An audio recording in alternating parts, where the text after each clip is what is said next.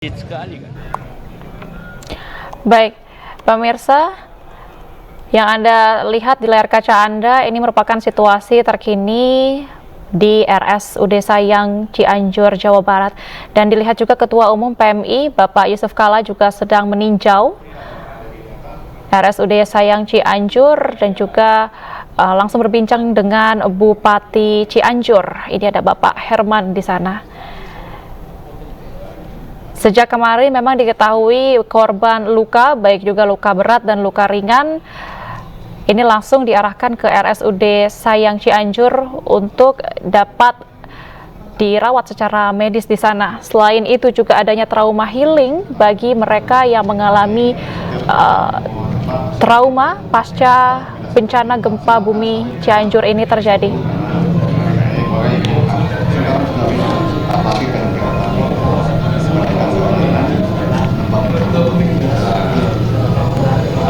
Yang berusaha itu mulai berusaha sesuatu krisis, dia bilang kalau kayu potong aja, tanam aja di mana-mana. Di situ lah mulai ini tanam di sayur. Nggak usah direkam. Kita mau lihat kita lihat di GD sebenarnya. Ya, oke. Ya, dok. Ini bapak. Dok dulu. Biar aja. Mau lihat. Biar aja. Kita sekarang periode petani. Sekarang periode petani bersama dengan saya. Panglima ya. 1.000 hektar tanah kosong juga bersama dengan pemerintah daerah. Karena nggak ada tanaman. Hanya saya terima, kita kerja rakyat aja.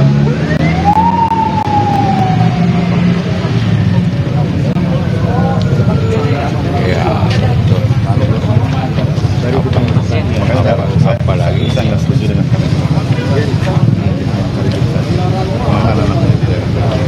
apalagi jutaan hektar dia miliki. Tidak tanam, bisa teman tapi tanam sesuai dengan jadwal. Langsung tanam nanti, umumnya nggak bisa langsung tanam. Ya pemirsa, kita akan bergabung dengan Wilson Purba di RSUD Sayang Cianjur. Ya Wilson, ini kita melihat bahwa Ketum PMI Yusuf Kalla sedang meninjau ini apa saja yang dilakukan dan diskusinya seperti apa di sana, Wilson? Ini saya dalam KB saudara. KB. Baik, Baby, saat ini kita lihat Ketua PMI Yusuf Kalla dan juga Bupati Cianjur Herman sedang berbincang mengenai penanganan yang dilakukan terhadap gempa di Cianjur, Jawa Barat.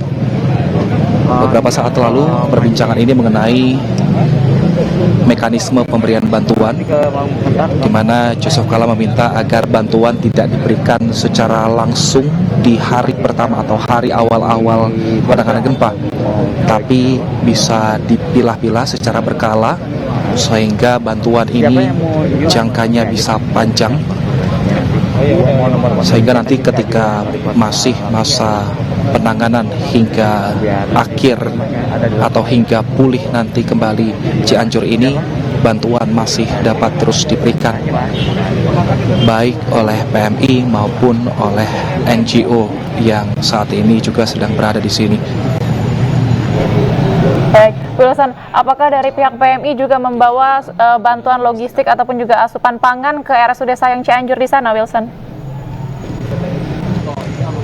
Untuk bantuan logistik dan juga pangan ini saat ini memang sudah diberikan, tidak hanya di RSUD Sayang ini saja, namun juga sudah disebar ke beberapa wilayah yang membutuhkan bantuan, utamanya posko-posko yang sudah didirikan di berbagai kecamatan yang ada.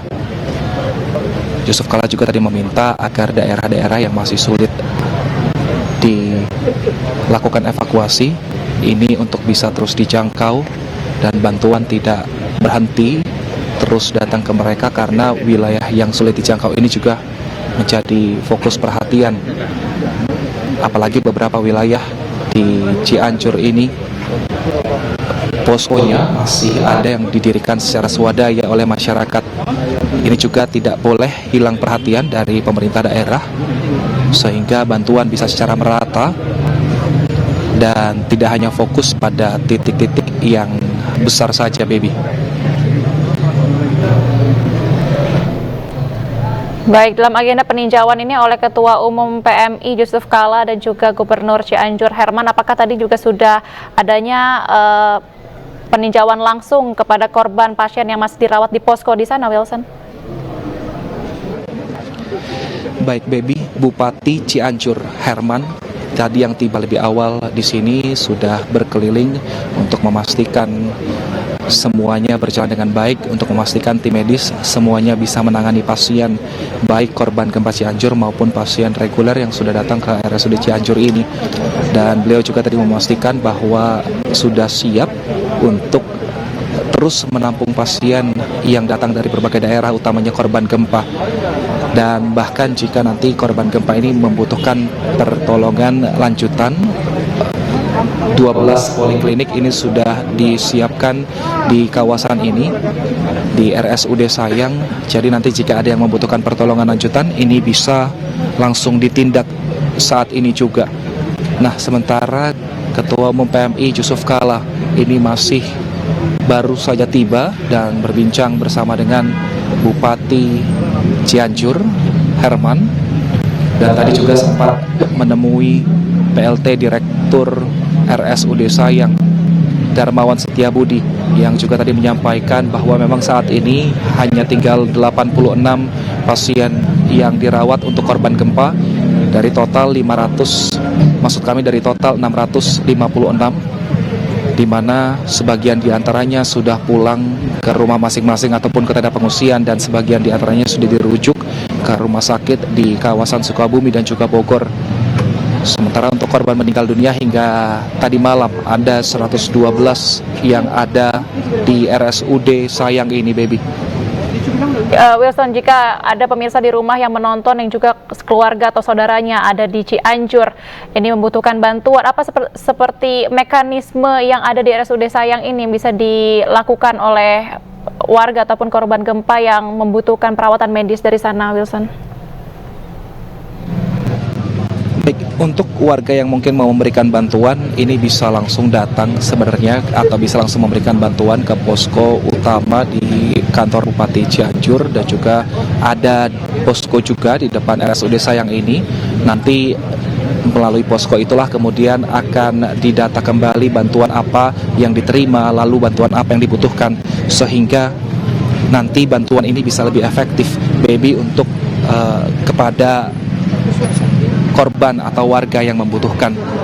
Kita akan lihat saat ini Bupati Cianjur bersama dengan Ketua PMI Yusuf Kalla akan meninjau ruangan IGD yang saat ini memang masih menjadi tempat transit untuk korban gempa Cianjur. Tadi sambil berbicara dengan Ketua Umum PMI Yusuf Kalla, beberapa laporan juga disampaikan. Di antaranya mengenai penanganan yang saat ini sudah dilakukan oleh pemerintah daerah, dan juga mengenai posko-posko yang ada di kawasan Cianjur. Tentunya saat ini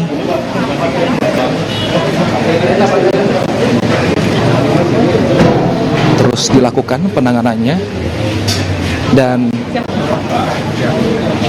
kita lihat ini kita akan menuju ke tenda yang berada di sebelah instalasi gawat darurat, di mana di tenda-tenda ini memang masih ada beberapa pasien yang membutuhkan perawatan, Baby. Di sini ada lengkap dengan infus, lalu ada juga obat-obatan dan juga tentunya tim medis yang saat ini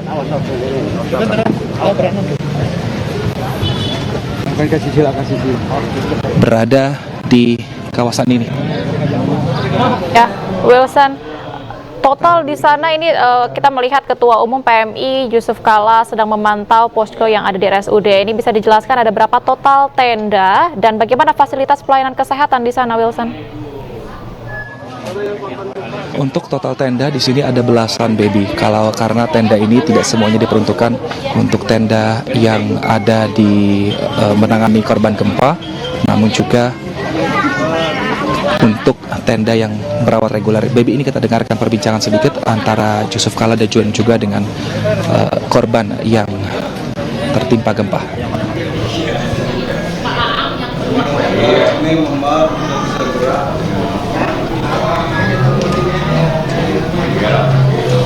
Selamat. Anaknya udah tertolong. Umur berapa? Umur 5 tahun. Tahun ya. Iya. Ya, nanti ya. Terima kasih, Pak. Ya. Jalan ini yang tersisa.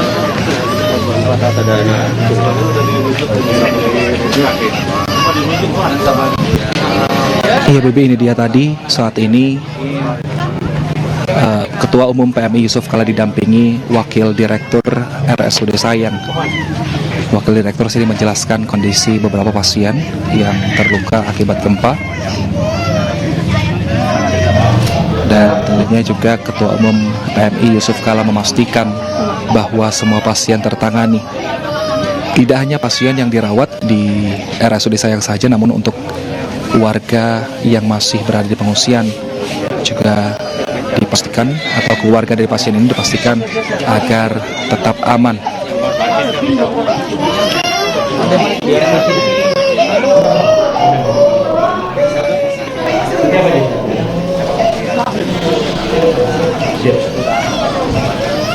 Kita lihat saat ini penanganan ini terus dilakukan dan juga pemantauan terus dilakukan untuk memastikan bahwa prosedur yang diterima oleh pasien yang tertimpa gempa ini sudah benar, sudah aman.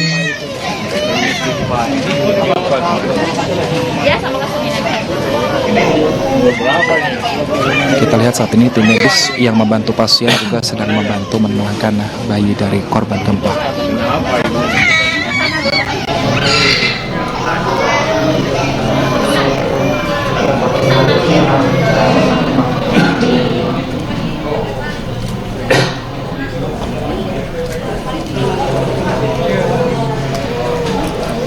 Ini sekali lagi di sini untuk perawatan dari pasien atau korban gempa ada 86 yang tinggal dirawat di sini dengan luka ringan hingga berat. Dan memang tadi ada sekitar belasan tenda yang ada di sini, namun tidak semuanya terisi penuh. Dan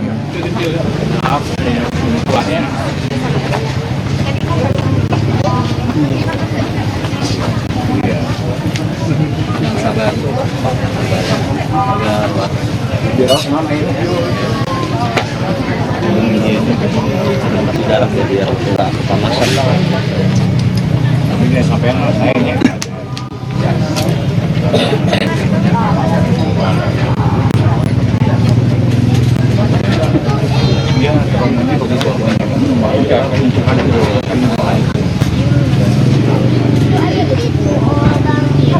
yang dijelaskan baby oleh tim medis dan juga wakil direktur RSUD Sayang bahwa pasien yang sedang dikunjungi ini pasien yang tertimpa reruntuhan bangunan di bagian kepala.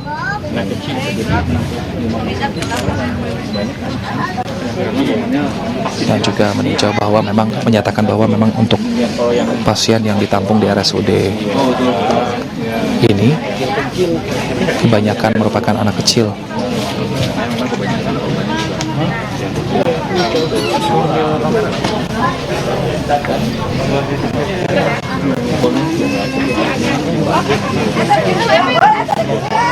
Kemarin juga ada evakuasi di Iya, karena siang. Iya, betul. Iya. Biasanya kan yang siang. Benar. Iya, betul. Alhamdulillah juga anak 60% anak betul. Iya. Ini ya istrinya kasihannya sedikit. Ada bahaya.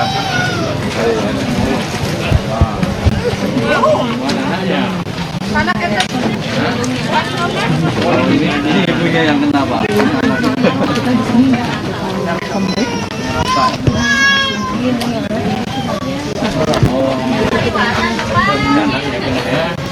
Rasakan,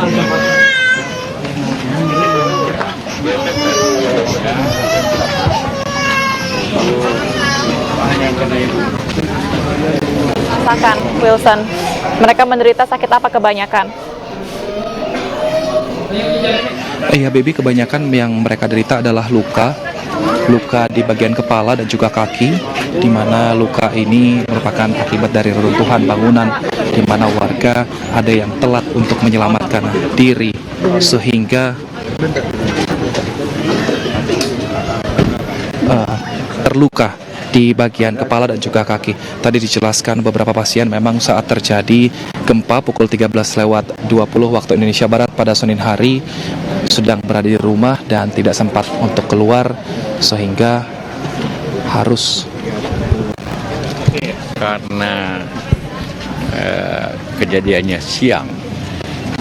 Jadi biasanya yang tinggal itu anak kecil dan ibu-ibu. Jadi seperti itu. Tapi ya setelah dirawat dokter dan rumah sakit pulang merawat dengan baik. Biasanya luka-luka, insya Allah tidak lama bisa sembuh. Korban anak-anak Pak ya, karena yang dari Karena siang biasa anak itu kalau anak di atas umur 6 tahun dia sekolah. Pasti yang banyak korban itu anak di bawah 26 tahun. Ya, karena siang. Kalau malam, wah lebih banyak resikonya lagi kalau malam. PMI Pak sejauh ini sampai seperti apa sih Pak bantuannya? Iya, ada tim Bapak Ketua PMI bikin ada pos-posnya di 5 pos di sini membantu masyarakat dari tadi kena darurat, makanan, air dan juga kesehatan. Ada yang perlu dievaluasi Pak? Ya, yang evaluasi ya bagaimana membuat operasi jangka kira 6 bulan. Ini butuh 6 bulan ini minimum. Karena orang rumah perlu dibangun, rusak, maka mesti tinggal di tenda. Di tenda kebutuhannya baik makanan, juga tentu air dan juga layanannya lainnya, kesehatan. Saya kira 1 tahun biasanya. Kalau dari PMI sampai 6 bulan ke depan kan? Siap setahun pun. Di Merapi dulu kita kerja setahun. Setahun baik. Kalau sampai sekarang masih terus berlangsung ya Pak, bantuan dari PMI? Iya. Dokter siap. Dokter siap. Tapi dokter kalau ini sebulan yang kesehatan itu menurun. Yang kan luka ya sembuh mulai akan menurun. Itu soal kesehatan. Yang nanti yang agak perlu waktu ya ialah membangun kembali perumahan, rekonstruksi, rehabilitasi.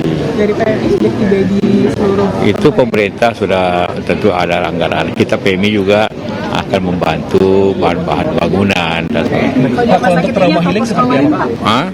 Di rumah sakit ini atau posko lain sudah di dokter? Sudah.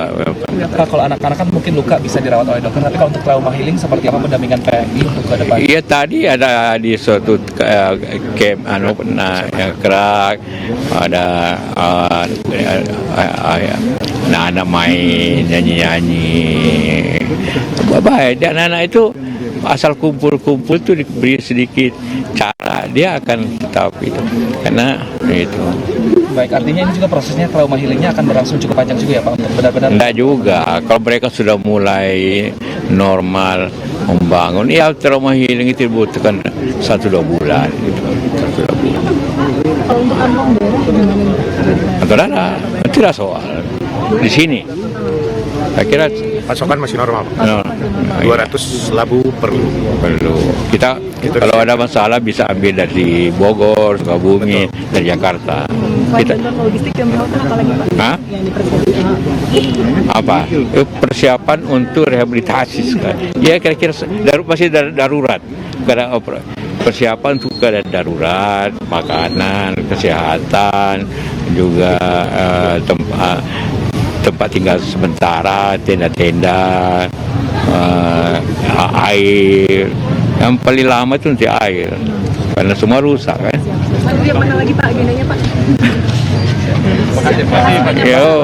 Makasih.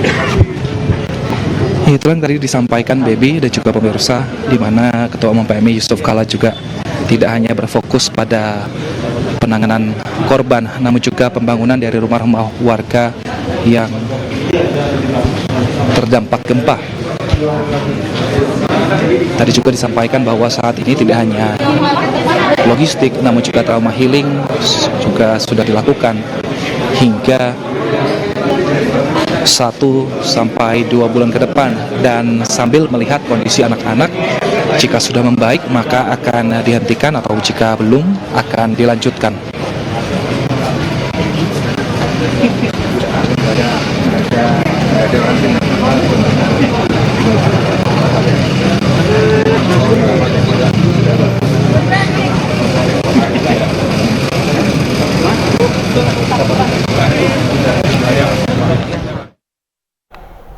Pemirsa, jangan kemana-mana, kita akan terus memantau pasca gempa bumi Cianjur di Breaking News Anjus TV. Usai jeda berikut, tetaplah bersama kami.